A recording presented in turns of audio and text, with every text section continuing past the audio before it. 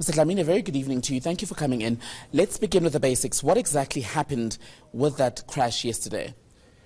Well, this is a helicopter that was supposed to have been displaying and flying the flag today at the ranch show, because we opened the ranch show officially. So they were supposed to have been there to do the official opening of the ranch show, and they were doing the normal practice and the running time, which is what we do before we engage into any event that we do. So as they were coming back from the ranch show after their practice, then the incident happened, and it happened in Centurion about a minute or so, or even less, before they reached their base, which was in Swartkops. Have you been able to determine what it is that went wrong on that, what would have been a very short commute on this practice run? Well, you know, when such incidences happen, it's very difficult to actually wake up and say, this is what happened. You need experts to come in, you need engineers to come in, you need the pilots that would know of such incidences to come in, and that is what happened. So what we're going to do from now on is to do a thorough investigation and into the detail of what could and might have happened for the aircraft to go down. Let's get to these reports that have so angered you then. The reports that one of the two members who are on this helicopter had passed. Where did those come from, and how did you catch sight of them? Let's start from there. When an accident happens, you have to find the facts of what could have happened and how it happened and who was involved in that accident. And then you then begin to trace back who are the families, who is responsible for. So there's a lot involved. Now, when you suddenly have a slurge of people saying, oh no, this helicopter crashed because of this and the other, and then one has died, when we as the SANDF has not said anything about that, but confirming that the aircraft has indeed gone down and our members are in hospital, and then somebody walks up and says, one of them has died. It concerns us because there's families involved here, there's institutions involved here, and for us, I think we need to begin to say, how do you respect the privacy of those mothers, wives, children of those people?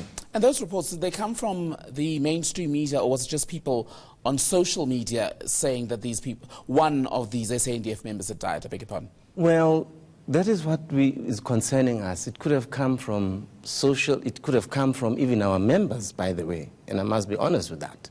It could have come from our members for whatever reason. But my point of departure here is that it would be very, very much appropriate for us to respect people's involvement in such incidences and say, give them time to gather their thoughts and understand what happened. Then the SANDF itself would have informed those families if anything of that nature has happened. Now, let's get back to this point. None of our members of those two has passed on, and I confirm it with you tonight. Secondly, my Minister of Defense was at hospital today to visit those two members. What condition are they in now? They are in a stable condition. Of course, they are, what is it called this thing? The injections are, but the so they're undergoing quite intense medical treatment because they have to. Whether they have survived or if they walked away, we still need to do all the checks and balances, whether they can still stand, they can still do what they have to do. That's what is happening. Just on the checks, in your statement condemning these false reports, you've also made mention of the fact that all your pilots undergo certain checks, be it medical or otherwise, before they're put on flights. Why is that so important for you to stress? I'm saying this because one of the social media point was that one of our members may have been or was under the influence of alcohol.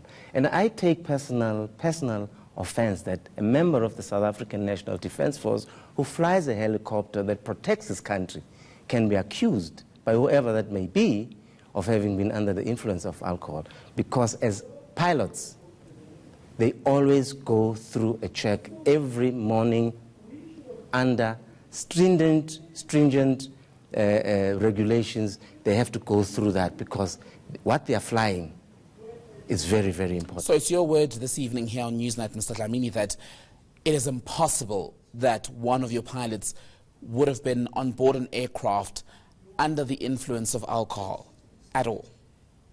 It is unheard of. But not impossible? It is unheard of and would not be possible. I'll tell you why. All pilots get through checks in the morning before they actually go onto a flight. Even before it takes off, they would have been checked.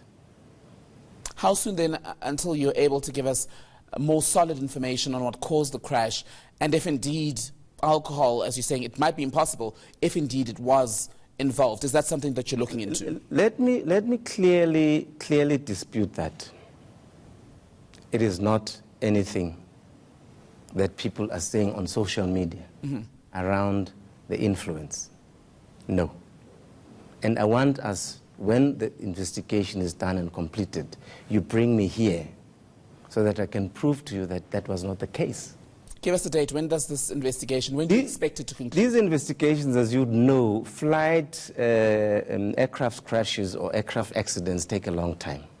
And I wouldn't give a date, I wouldn't give a time frame, but I can assure you that when that has been completed, we as the South African National Defence Force will be the first one to say, here is what happened. Okay. Spirit Dlamini, spokesperson for the South African National Defence Force, I thank you for your time. Thank you very much.